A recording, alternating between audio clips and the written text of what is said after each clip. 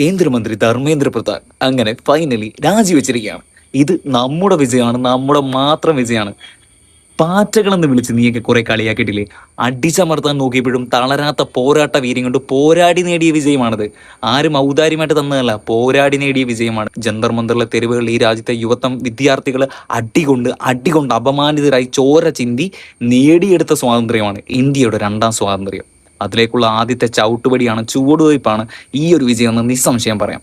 കാരണം കഴിഞ്ഞ 10 വർഷങ്ങളായിട്ട് പ്രതിപക്ഷമോ അല്ലെങ്കിൽ പ്രതിപക്ഷ സഖ്യകക്ഷികളോ ഒക്കെ തലകുത്തി എന്ന് ശ്രമിച്ചിട്ടും നരേന്ദ്രമോദിയുടെ മന്ത്രിസഭയിൽ നിന്നും ഒരു കേന്ദ്രമന്ത്രിനെ പോലും തെറിപ്പിക്കാൻ, തട്ടിക്കളയാൻ അവരെ കൊണ്ടായില്ല, സാധിച്ചിട്ടില്ല എന്നുള്ളതാണ്. എന്നാൽ കേവലം വിദ്യാർത്ഥികളായ നമ്മൾ, യുവാക്കളായ നമ്മൾ ഒത്തൊരുമിച്ച് നിന്നപ്പോൾ ഈ രാജ്യത്ത് മാറ്റമുണ്ടായി. ആദ്യമായി നരേന്ദ്രമോദി സർക്കാരിനെ കാലിടറി. ആദ്യമായി നരേന്ദ്രമോദി സർക്കാർ പരാജയപ്പെട്ടു. ആരുടെ മുന്നിൽ? പാർട്ടിയുടെ ഫ്രണ്ടിലല്ല, കൊടിയുടെ ഫ്രണ്ടിലല്ല, ഈ നാട്ടിലെ യുവാക്കളുടെ ഫ്രണ്ടിൽ, വിദ്യാർത്ഥികളുടെ ഫ്രണ്ടിൽ പരാജയപ്പെട്ടിരിക്കുകയാണ് നരേന്ദ്രമോദി. ഇതൊരു തുടക്കം മാത്രമാണ്, വരാനിരിക്കുന്ന കാട്ടുതീയുടെ ആരംഭം മാത്രം.